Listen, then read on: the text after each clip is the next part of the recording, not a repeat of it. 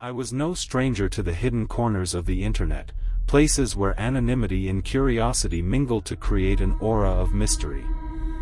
Late at night, I would browse the dark web, navigating through forums and engaging in conversations that would be considered taboo in the real world. It was a thrill, a forbidden dance with the digital unknown. One day, while chatting on a forum I frequented, a friend I had met in the virtual realm sent me a private message. "Hey, check this out," the message read, accompanied by a link. With a sense of anticipation, I clicked the link. The screen flickered, and suddenly I was in a new virtual space, a stark room with blood-red walls and an unsettling aura. My heart raced as I took in the scene before me, a mixture of curiosity and unease intertwining. A figure was seated in a chair, their face obscured by a shadow. The room was dimly lit. Panic fluttered in my chest as I realized the gravity of the situation. This was the infamous Red Room, the one I had heard rumors about, a place where horrors beyond imagination unfolded. Words appeared on the screen, a message from the figure: "Welcome. You've entered the realm of truths hidden in shadows." My fingers trembled on the keyboard as I typed a response. "What is this place? What's happening?" The figure leaned forward, a grotesque smile emerging from the darkness. "This is where secrets find light, where your curiosity brings forth revelations." Dread seeped into my veins. I was a spectator in this twisted theater, a pawn in a malevolent game. My friend's message had led me here, and now I was ensnared in a digital nightmare. As the minutes ticked by, the figure's words grew more cryptic and unsettling. It spoke of sins and regrets, of transgressions and darkness that hid within human souls. It was as if this entity could read minds, could access the darkest corners of our thoughts. My mind reeled as the scene unfolded before me, an innocent young woman screaming for help, bloodied and terrified, dragged into that nightmarish space. I felt a sickening churn in my stomach, a mixture of horror and helplessness that twisted my insides. This was beyond anything I had expected. With a trembling hand, I slammed the laptop shut, desperate to shut out the horror that had invaded my reality. My breath came in ragged gasps as I leaned back, my heart pounding like a drum. Panic and guilt clawed at my mind, guilt for stumbling upon this, for being complicit even by witnessing it. I paced the room, my thoughts in chaos. Should I call the police? But how would I explain what had led me to that room? The dark web, the rumors, the link from a friend on a forum? It sounded like the fevered ramblings of a madman. Hours passed, the weight of the situation bearing down on me. Eventually, the uneasiness and curiosity gnawed at me once more. I knew it was dangerous, I knew it was like poking a hornet's nest, but I couldn't shake the need to know more. With a sense of dread, I powered on the laptop and opened the browser. The laptop whirred to life, the screen illuminating with a sickly glow. My heart pounded as I logged back into the forum. But instead of the usual chatter, my inbox was empty except for one new message. The sender's name was a jumble of symbols, an ominous hint of what was to come. The message was short, chilling in its simplicity: "You shouldn't have closed the door, Alex. I'll see you soon." My heart raced as I read the message, the words sending a chill down my spine. It felt as if the darkness from that room had seeped into my very soul. Alex. That was my name. How did they know who I was? Fingers trembling, I reached for my phone and dialed 911. My voice quivered as I explained the situation to the dispatcher, stumbling over my words as I tried to convey the horrors I had witnessed on the dark web. The dispatcher assured me that they would send an officer to my location immediately. Minutes stretched into an agonizing eternity as I waited for the police to arrive.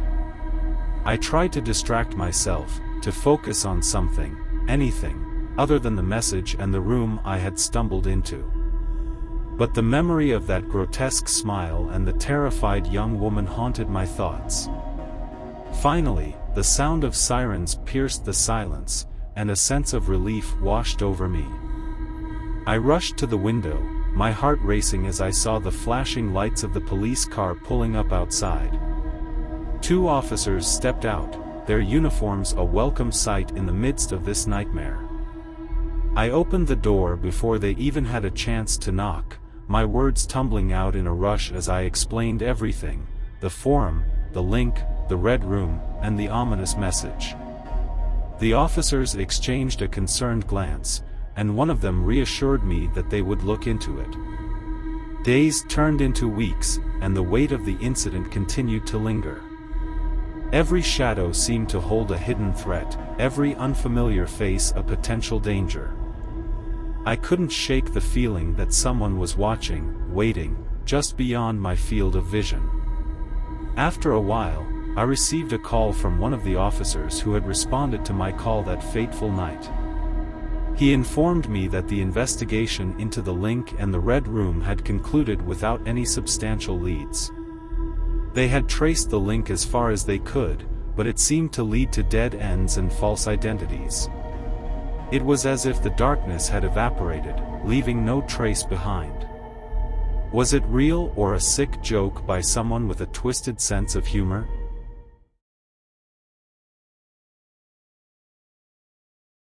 The allure of the unknown had always been a powerful force, especially for someone like me, a teenager teetering on the edge of curiosity and recklessness. So, when the idea of buying a mystery box from the dark web crossed my mind, I couldn't resist. It was supposed to be a thrill, a way to spice up my mundane life, and maybe even gain a few views on my YouTube channel. But what awaited me was a horror beyond anything I could have imagined. The box arrived in a nondescript package, wrapped in layers of tape as if to keep whatever was inside from escaping. Excitement pulsed through me as I set up my camera, ready to document the unveiling of this enigmatic treasure. I pressed record and began to peel away the layers of wrapping paper, my heart pounding in anticipation. The moment the wrapping paper fell away, a stench assaulted my senses, an overpowering odor of decay that clawed at my throat and made bile rise in my stomach. I gagged, doubling over in disgust. The camera captured it all, the grimace on my face, the retching sounds. It was supposed to be a light-hearted video, but now it was turning into a nightmare. With trembling hands, I took a deep breath and forced myself to continue. As the last layer of wrapping paper fell away, my eyes widened in horror. Nestled inside the box was a severed human hand, a sickening, grotesque tableau that froze the blood in my veins. I stumbled back, knocking over the camera in my haste to distance myself from the grisly discovery. Shaking and sickened, I turned my attention to the note that lay beside the hand. His words were like a cold blade against my skin: "Send $100,000 in Bitcoin to the provided address or your hand will be next." My heart pounded like a drum, panic gripping me as I read my own address scrawled beneath the chilling threat. The gravity of the situation crashed over me, drowning me in a sea of dread. This was no longer a mere YouTube stunt. I was caught in a twisted game with a deranged puppeteer pulling the strings. I knew I couldn't ignore the warning, not with my address exposed. But how could I possibly get my hands on that much Bitcoin? My hands shook as I fumbled for my phone, the urgency of the situation urging me to act. I dialed the emergency line, my heart pounding. The operator's tone shifted to one of concern as they took down my details. They assured me that they would send officers to my location immediately. The promise of help was a lifeline in the midst of my spiraling fear. The minutes dragged on like hours as I scanned every shadow, every sound outside my window sending my heart into overdrive. Finally, the flashing lights of a police car illuminated my room. Relief flooded through me as I rushed to the door, my voice shaking as I explained everything to the officers: the mystery box, the severed hand, and the chilling note. Their stern expressions gave way to a mixture of concern and determination as they assured me that they would investigate. Desperation clawed at me as I frantically searched for ways to gather the ransom. I barely slept, the weight of my own helplessness pressing down on me like a vice. Every moment that passed brought me closer to the deadline, a countdown to a horror that I couldn't escape. I scraped together what I could, mustering a fraction of the demanded amount. The Bitcoin was transferred with trembling fingers. The transaction felt like a pact with the devil himself. But even as I completed the transaction, a heavy uneasiness settled over me. Would they really spare me? Could I trust a criminal's word? Days turned into agonizing nights, each second stretching into eternity. With my heart in my throat, I awaited the inevitable. Every sound outside my window seemed like a harbinger of doom: a footstep, a passing car. The passage of time was a torturous crawl, a waiting game with the devil himself. And then, a knock at the door shattered the silence. My heart stopped, dread washing over me like a tidal wave. With trembling hands, I approached the door, my mind racing. I took a deep breath and opened it, bracing myself for the horror that awaited. But instead of the looming threat, I was met with the faces of law enforcement. They had tracked down the criminals behind the sinister game, and in their custody, they held the puppeteer who had sought to terrorize me. Relief washed over me, a torrent of emotions that left me weak in the knees. As the police conducted their investigation, the truth behind the horror came to light: a network of criminals preying on curiosity, exploiting the vulnerabilities of those who dared to venture into the shadows of the dark web. The experience changed me, a sobering reminder of the dangers lurking beneath the surface of the digital world.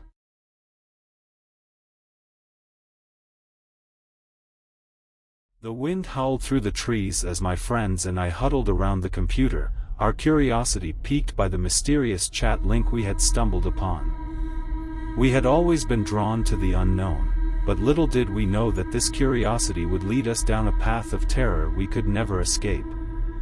The chat link had appeared during one of our late-night browsing sessions. It seemed innocent enough, a simple URL that led us to a website with nothing more than a set of coordinates. They were etched onto the screen, a puzzle waiting to be solved. We exchanged excited glances, our adventurous spirits pushing us to unravel the mystery. Should we check it out? Amy asked, her eyes gleaming with a mixture of anticipation and apprehension. The idea seemed thrilling, like stepping into a real-life adventure.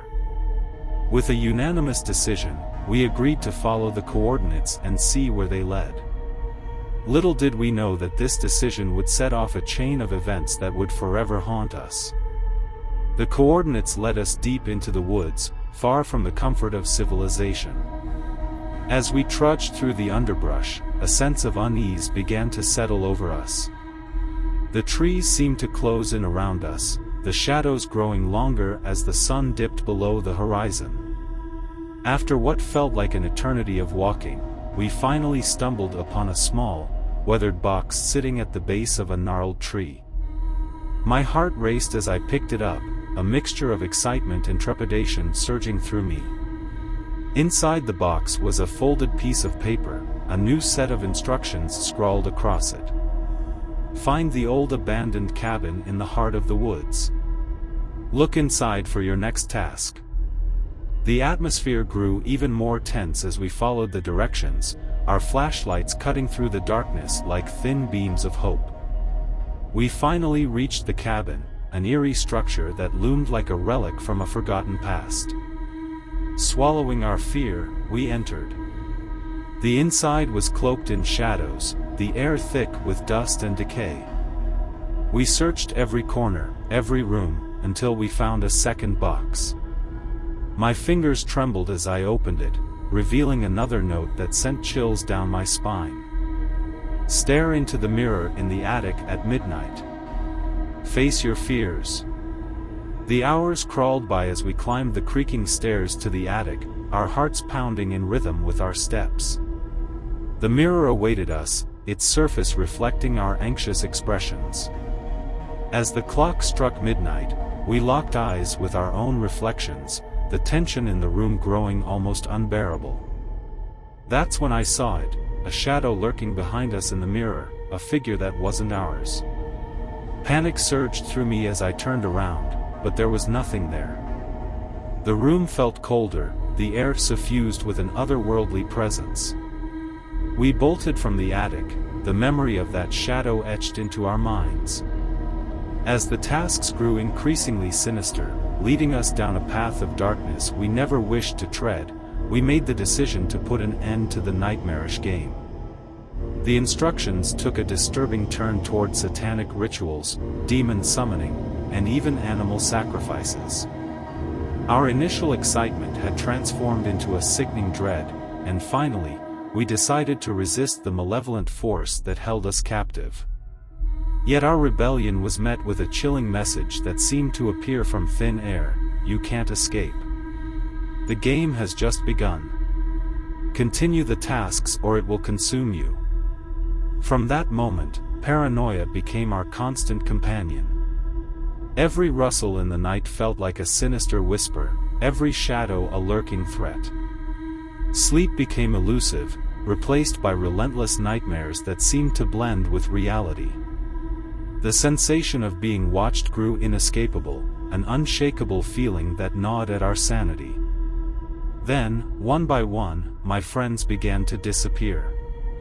Mark disappeared without a trace, leaving no evidence of his existence behind. Sarah's room remained untouched, but she was simply gone. Tom followed suit, leaving only a hollow emptiness in his wake.